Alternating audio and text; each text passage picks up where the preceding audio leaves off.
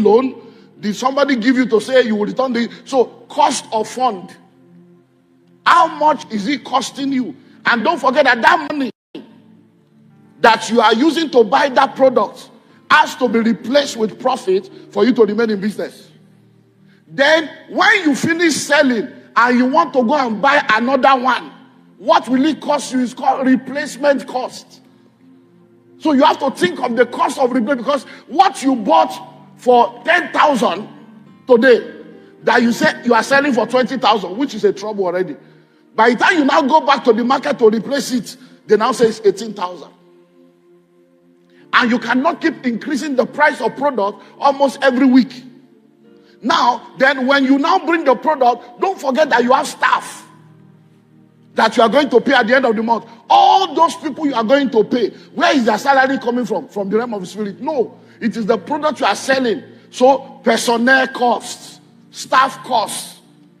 Then, don't forget that that office, you are burning diesel. You have inverter. Or you are buying data, internet, phone. You are buying toilet roll in the toilet. Staff are drinking tea. So all those money you spend in the office is called running costs. Then don't forget that taxman will come. You have VAT, you have payee, withholding tax, annual return. That is now statutory costs. Now, when you are doing all these things, you are also now thinking of competitors' price. We have not come to profit, oh. By the time you add all this money, what you bought for 10,000, you probably be at 30 already. Then you now put what is called markup. So markup is now how much profit do I now want to make on this product? Do I want to make 30%, 10%, 15%? By the time you now add everything together, don't forget, depending on the business you are doing, you also now need to factor in what we call, are you ready? Wholesale price and retail price. Because you are now still going to give discount to some people. You see now, pricing. So many of you, it's not devil that is after you, it's ignorance that is worrying you. Come to Entrepreneurship Academy, you will not come. It's not spiritual. You want deliverance school. Hello? So when will they start school of deliverance? All this business, everything is business. This one that they are doing success business, and they should just turn it to. Hello? Are you seeing pricing?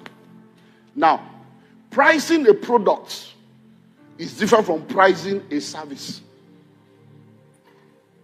Now, when you are pricing a service, especially when it's intellectual property, it is not tangible and visible. So it becomes difficult for people to comprehend. Hello? So somebody wants to buy a land of 50 million. And instead of doing their due diligence with 500,000, so what am I paying for? So the lawyer says, this land you want to buy, give me 500,000 to help you do search. We'll check the people buy the company. We'll go check their CAC. We'll check whether they are registered with SEC. We'll check their director. They are from CO7. We confirm their operation. We have confirmed their office. We'll confirm the 500. They say, for what? What am I paying for? So when people say, what am I paying for? Just walk away. Leave them in their ignorance. Because if they don't pay, they will pay. It's either you pay now or you pay later. But when you are paying later, you pay higher. Now, the person that refused to pay 500,000 to do due diligence will now lose 50 million and end up spending 10 million in a court case. Hello? So, when you are pricing something that is not a product, that is a service, it's a different ballgame. You know why?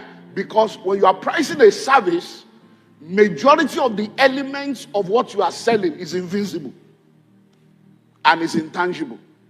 So for instance, you are a fashion designer.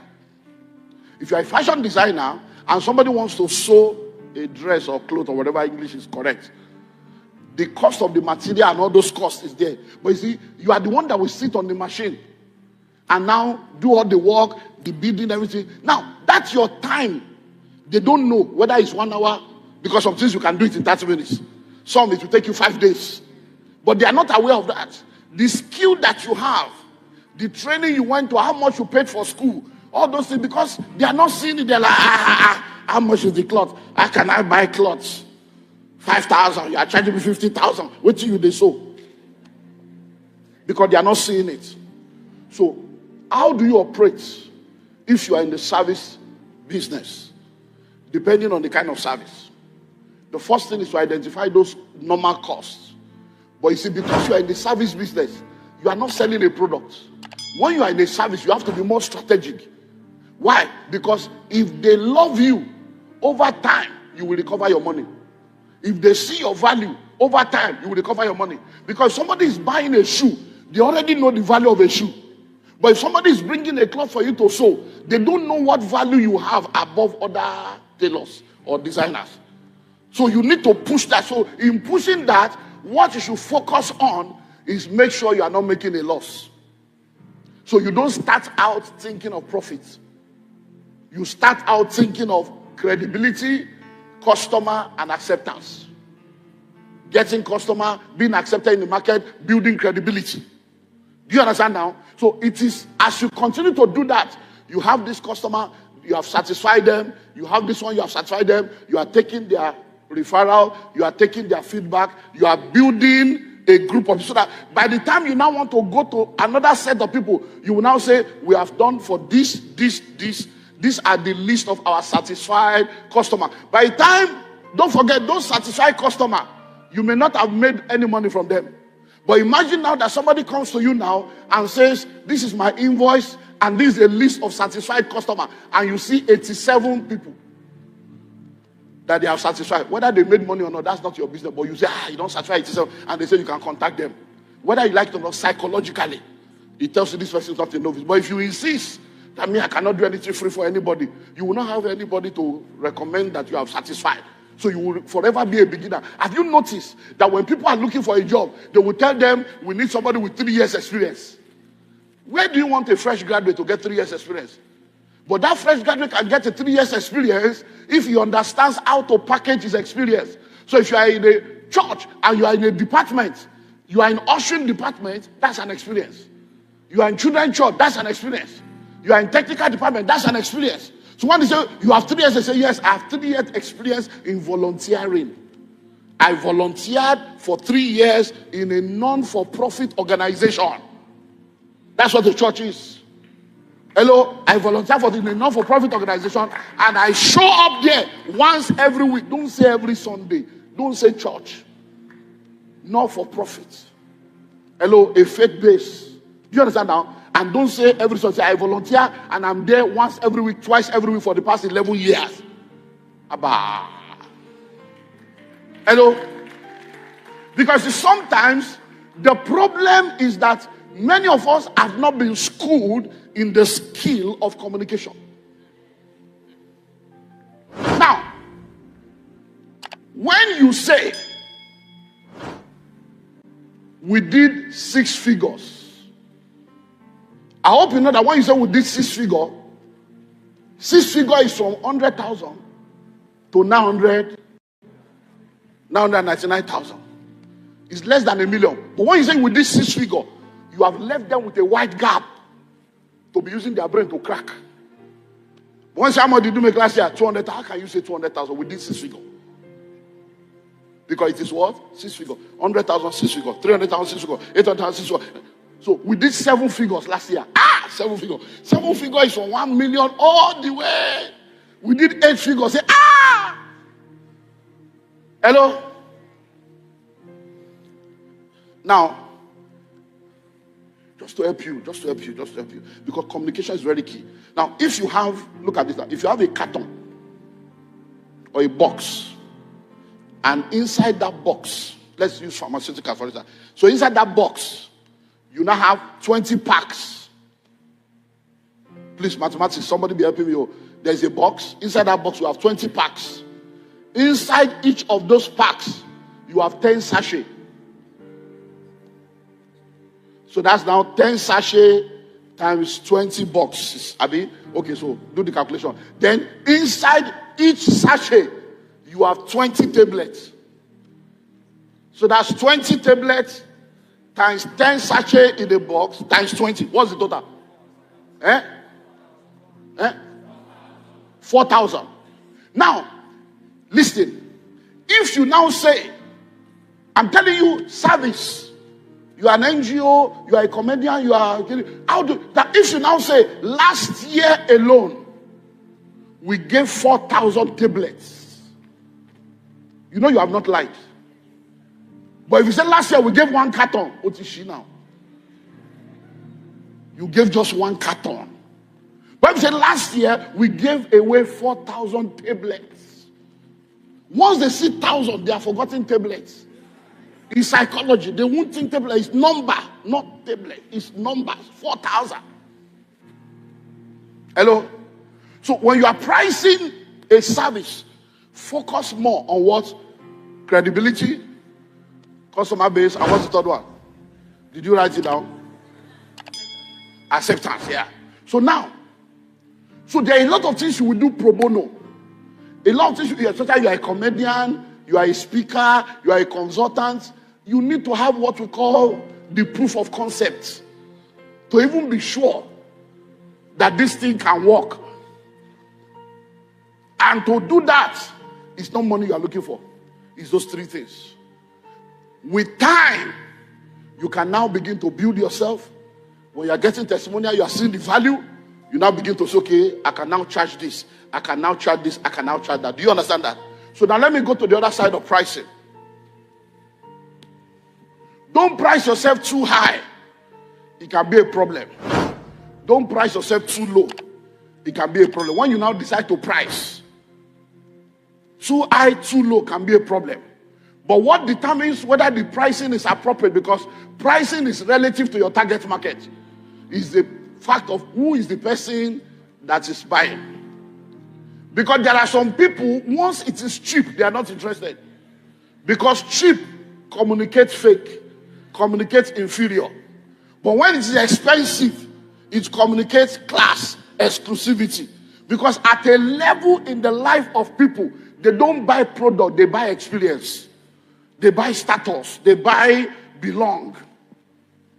So you have to now decide by yourself that, you know what, this is where I'm going to operate.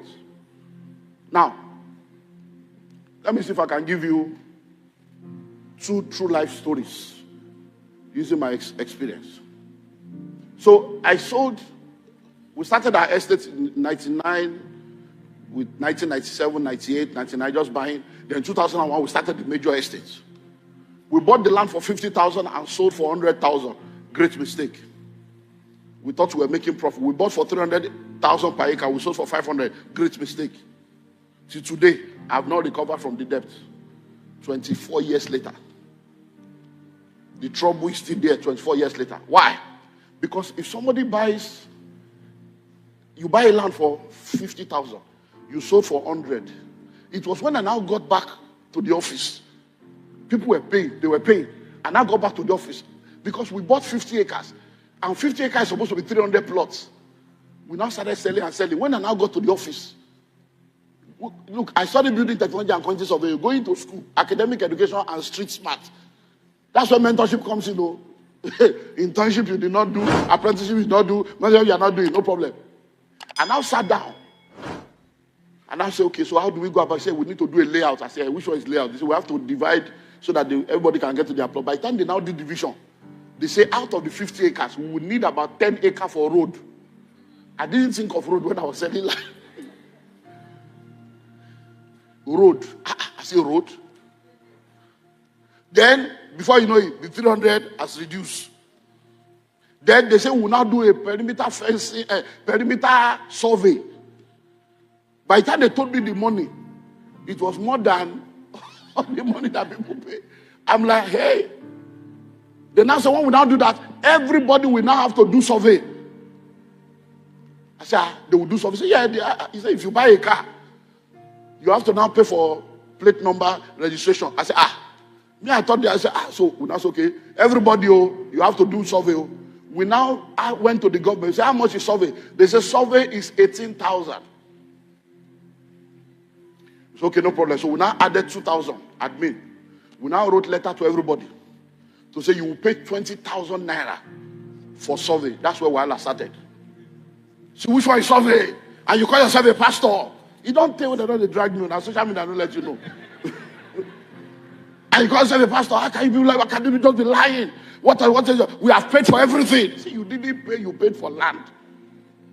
As I'm speaking to you right now, after a while, the survey went from 18,000 to 25,000.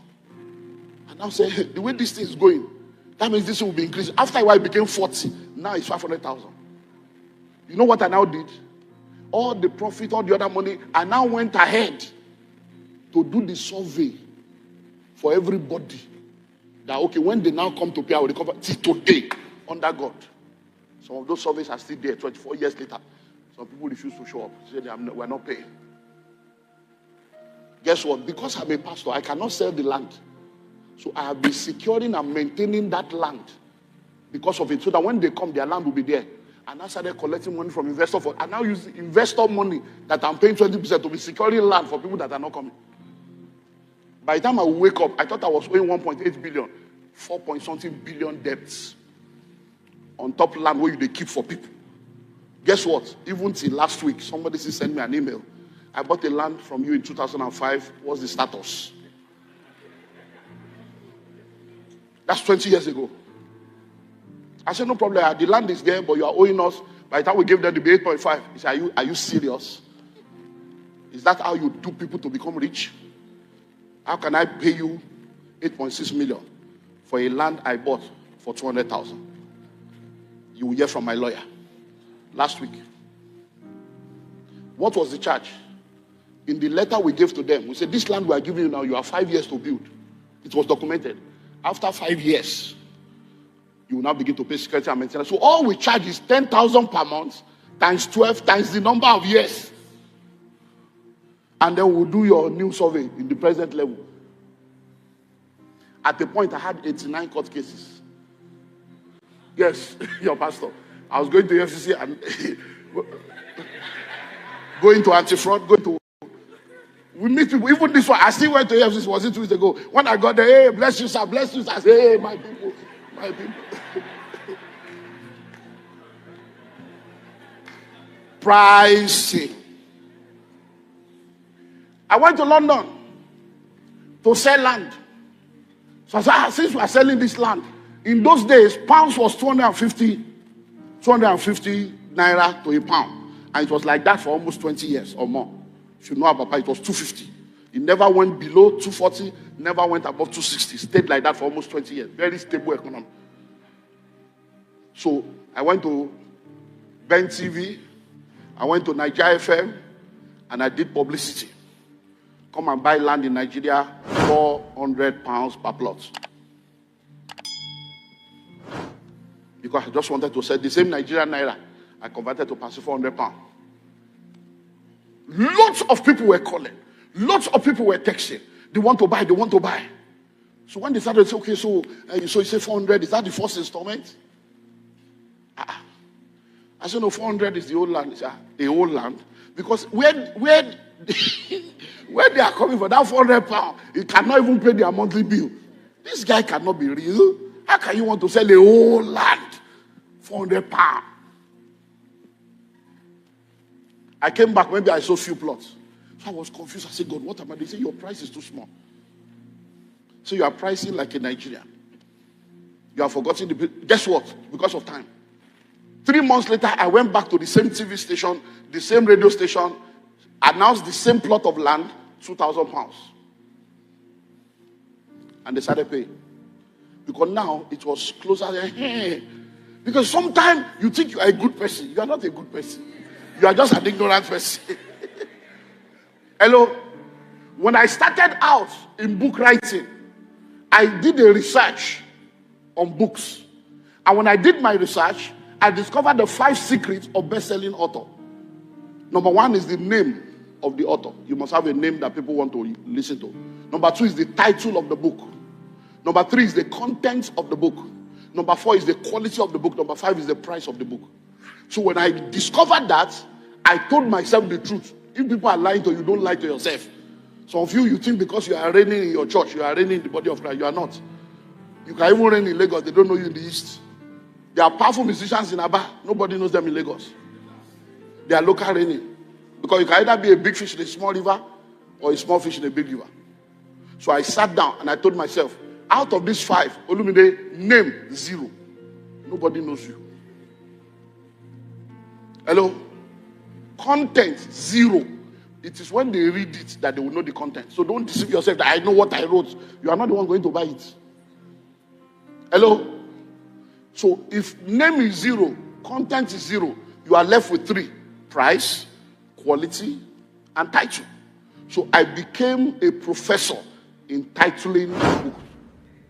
So if you see all my books forever, I've been an author for about 6 years now. You see all my books, you will never see pastor there.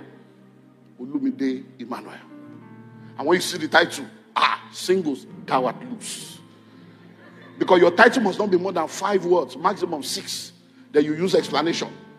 So I went around as I do. So by the time they look at the title, because when you want to buy, you look at the title.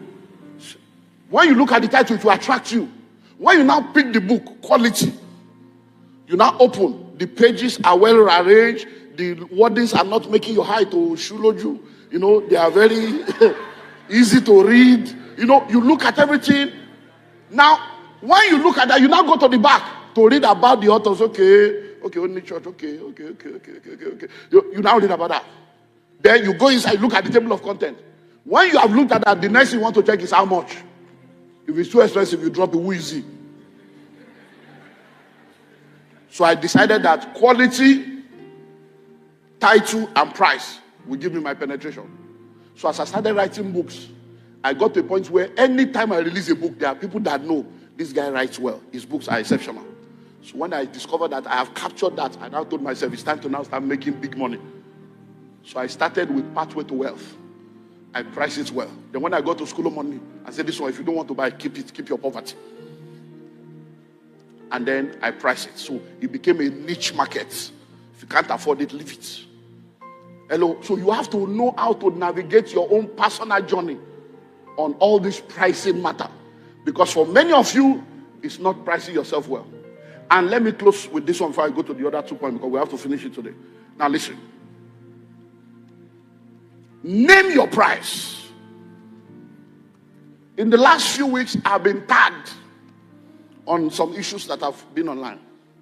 Because some of the people that were involved, there are people in my network that are known along. Say, if Olumide Emmanuel speaks for him, people were tagged, they call your name, Now listen.